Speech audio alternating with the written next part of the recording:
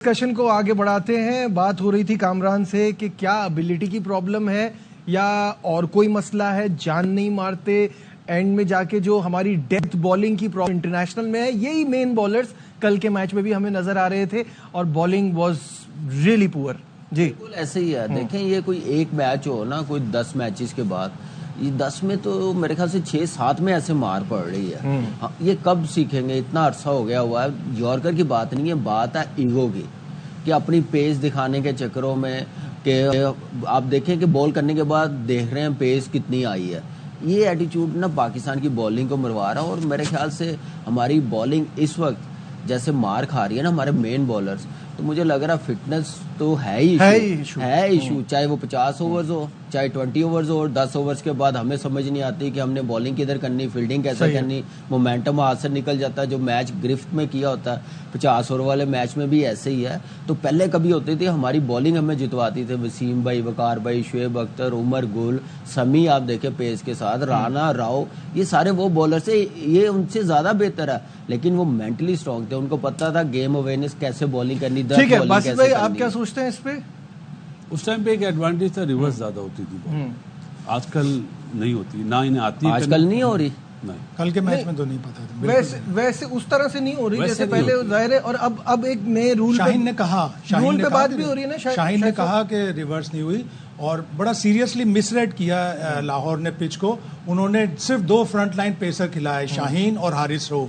باقی انہوں نے سوچا رشاد, آصف آفریدی, سکندر, ڈیرل مچل, ان سے ہم باقی کے اوور کرا لیں گے. آپ ایک جبکہ آپ ان کو دیکھیں کراچی کنگز, انہوں نے 4 فاسٹ بالر کھلائے جس میں عامر جمال. اچھا, وارنر نے بھی اس پہ بات کی ہے کہیں, اس نے کہا کہ میں بیفرڈ ہوا. ہاں جی وہ دکھاتے ہیں.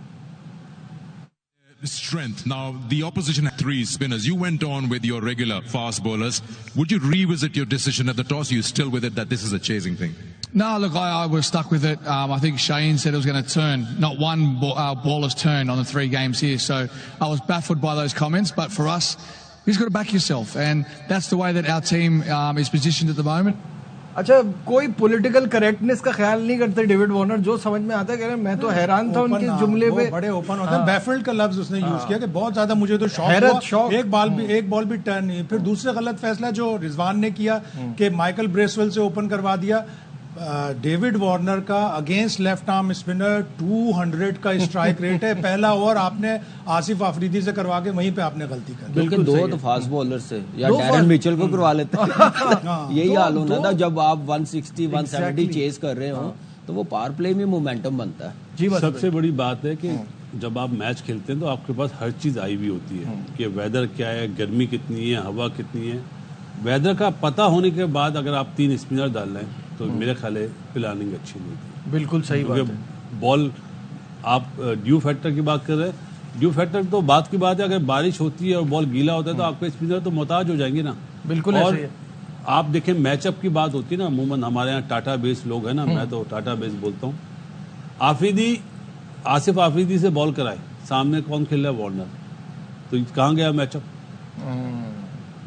ڈیٹا ہونا چاہیے, ڈیٹا ہونا چاہیے, چیزیں پتہ ہونی چاہیے. اور چیزیں یہ بھی آپ کو بھی پتہ ہونی چاہیے کہ کراچی کا ریکارڈ لاہور میں بڑا شاندار ہے. اسکرین پر آپ کے سامنے آ جائے گا, یہ آپ دیکھ سکتے ہیں. 2020 میں لاہور جیتا تھا کراچی سے 8 وکٹوں سے لاہور میں. اس کے بعد 2022 میں کراچی 22 رن سے جیتا, 2023 میں کراچی 86 رن سے جیتا, 2024 میں کراچی 2 وکٹوں سے جیتا, اور 2025 میں کل 4 وکٹوں سے جیتا. تو لاہور کے خلاف آپ دیکھ سکتے ہیں کہ کراچی کا ریکارڈ کتنا شاندار ہے. کراچی کے کل کے میچ جیتنے کے بعد ایک سنسنی سی پھیل گئی ہے, اس پر بھی ہم بات کریں گے on the other side of this break.